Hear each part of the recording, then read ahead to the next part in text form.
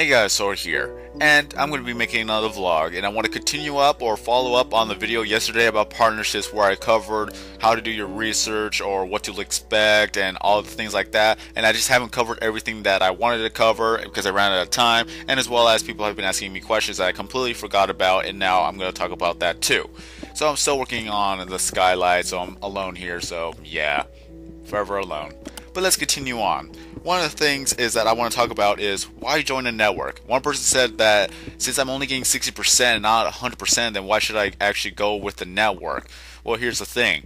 If you're by yourself and you're trying to make money off of videos of commentating on gameplay, honestly, you don't actually have the right to actually place advertisements on the gameplay or making commentaries or, yes, your commentary videos, even though it's fair use, but at the same time, it's still copyrighted.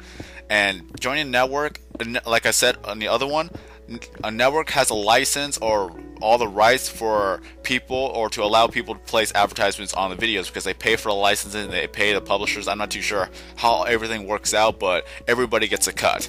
So basically, it's better to join a network. Otherwise, then you probably will never actually make it out trying to make or money on the commentaries that you produce.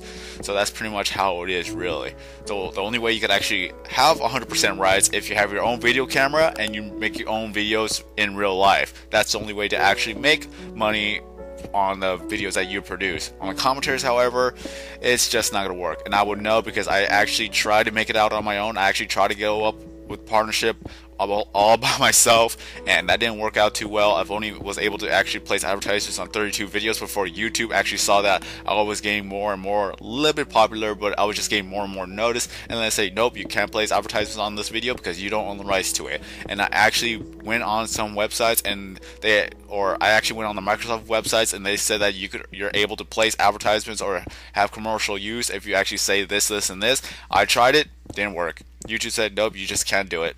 So yeah, I gave up, and then I just basically went on to look for networks I could join. I didn't want to join Machinima, of course, but I looked for other networks I could possibly join, and then there you go. I looked up Social Blade. Social Blade had everything that I wanted, and then I joined them because they were powered by RPM, which is a branch off of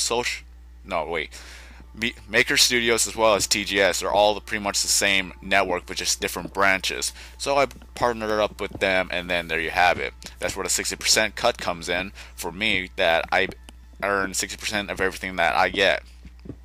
So yes, it's better to join a network because, again, a network has all the licensing and all the other good stuff to allow other people to place advertisements on their videos, so as long as they are actually following the contract and following the agreement and not violating anything. So there you go. It's better to join a network than try to make it out by yourself because it's nearly impossible to make it out by yourself unless you make your own network, but at the same time you actually would have to pay for the licensing and all that good stuff. Although there's other people who actually make networks under other networks. I just don't know how that goes. I'm not an expert on it. I'm just going by what I know. So let's continue on. So it's better to join a network altogether. And then we have the use of royalty-free music. And mind you, I may make a lot of mistakes because I keep thinking of non-copyrighted with royalty-free. They're both basically the same thing. One person said that I've been using royalty-free music for all this time. Would I be able to actually become a partner? And I would say it would be kind of tricky because in the application process, a person actually looks into it. Hopefully, a person actually looks into it. And when they see that you're actually using music, they may misunderstand that you're using somebody else's music that may be copyrighted, and they say that you're not going to be a partner because you've been using other people's music. So in the application process, the only thing I could advise you is that basically tell them that you have been using copyrighted music or royalty-free music from this website so that they can check it out and they can verify that you indeed have been using royalty-free music. So there's a lot of royalty-free music websites out there. Some of them you actually have to pay for, some of them are actually free, like incompetech.com, and then we have machinimasound.com. So basically you can check those out, and then there you have it. I don't actually use royalty-free music based on the fact that I'm not really going professional and making videos as of yet because I really have limited amount of editing software I can use. I have ArcSoft Showbiz to actually do that, but the only thing that's great about it is that it has 2 layers of audio, so I can put music and then have other things. But I'm using Minecraft music, so yeah, there you go. There's the non-royalty or non-copyright music there. unless C418 wants to actually copyright all his music. That'd be bad for me, honestly. Alright, let's continue on. So, yeah, you could use royalty-free music and you could get away with it, but like I said, it's better to join a network so that you could continue using royalty-free music and then you could actually place advertisements on the videos. Because again, gameplay is actually still copyrighted even if you bought the game and all you're doing is just commentating to make it fair use. So yeah, it always gets tricky. You will know more about this as you go along. If you really want to become a partner, you have to actually do your research and how everything goes well. Because honestly, it took me a while to actually get everything together, and then a lot of people ask questions, and whenever I try to explain to them, they just couldn't really get it. It's pretty much like a hands-on experience for yourself if you want to know everything about becoming a partner. Some of it's easy, some of them is just more difficult to actually explain. And like I said, I'm not an expert, I'm just telling you based on what I know. So that's pretty much two of the things. Oh yes, one of the things I want to talk about is requirements, because every different network has a requirement, and as well as every different network actually takes a percentage. I almost forgot about that. Like the guy asked me why I go for 60% if you go for 100%. All networks take a percentage because they have to pay for their licensing fees, and as well as basically they have to keep their websites running, they have to keep their networks going, and the more people that they partner, the more money they will get in the end. So regardless of how you look at it, 60% for me is better than 0% at all.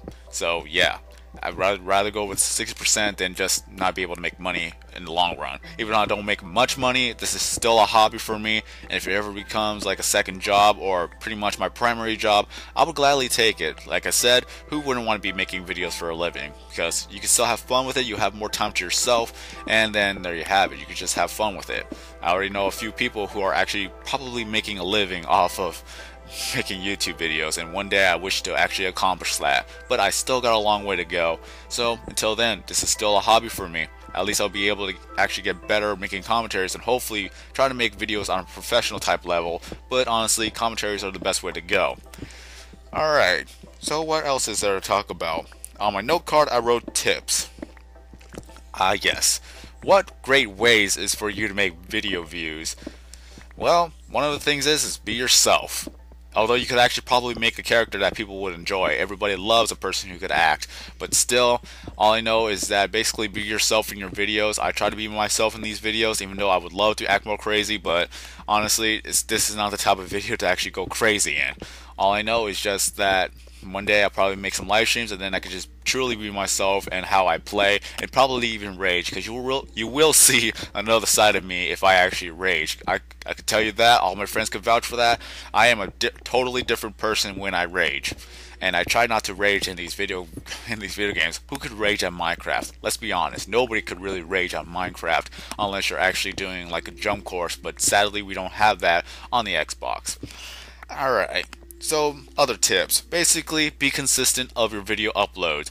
Based on the fact that if you really want to become a partner, you have to meet the requirements. All networks have a requirement. And right now, Social Blade, again, I'm not recruiting, I'm just saying that Social Blade has basically have a requirement of 84 views a day, 2,500 views monthly. So, if you really want to know what you're at right now, you're going to have to place your name in the database so you could actually track your stats for the month, because after 1 month then you probably will know whether or not if you actually are able to become a partner. So it's better to try out now or never. Now or never. Yeah, I said it correct. Alright, so consistency will actually help on that. And the sheep fell and died. Stupid sheep. Okay then. Also, one of the other things is, again, don't use any copyrights. Don't even upload a copyrighted video just for the fact that you want to try to get views so you can become partner, because they will check that down. They'll see where the views were coming from and then why is that video deleted.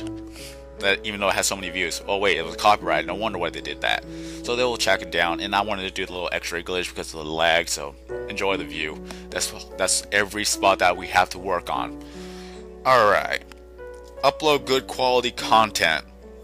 Don't use your camera phone, unless that's going to actually have to be what you're going to have to use to actually upload videos, because a lot of people work from that and then they buy themselves other better equipment, and then there you go, they make better videos. What I use is the HD PVR Gaming Edition, and I'm actually buying the HD PVR 2 Gaming Edition, which I'm waiting for it to arrive at my house, so I'll be able to actually use the pretty much the HDMI cables and hopefully get better quality videos as of what you're seeing right here. And I need to get better software so I could actually pretty much make everything cool.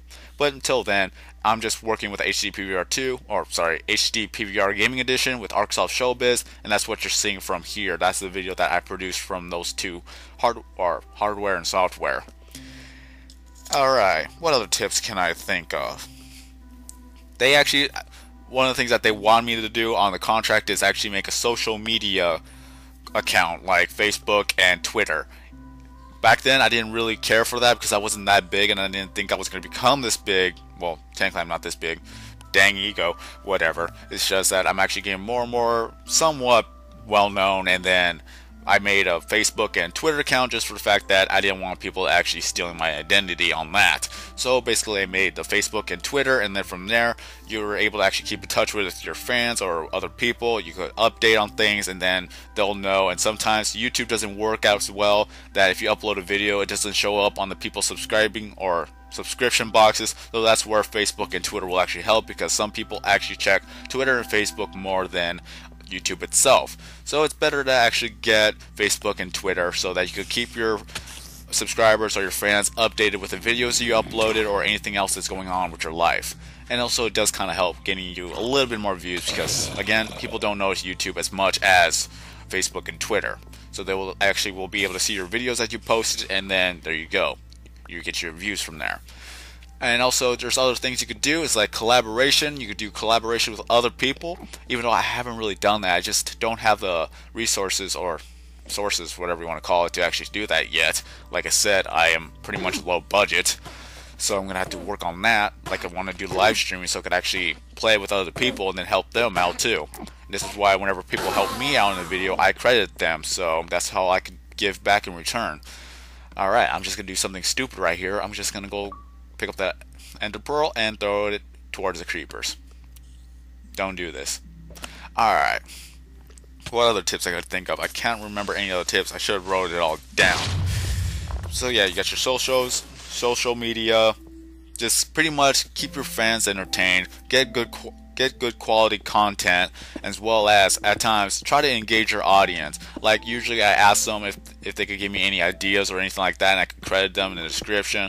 Or the fact that sometimes I may ask a question in a video.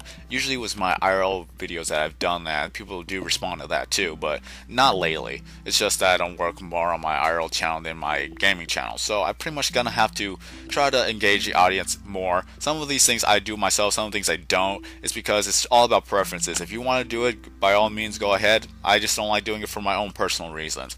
And one of the other things that a lot of people like to do is tell or ask people to like, favorite, and subscribe.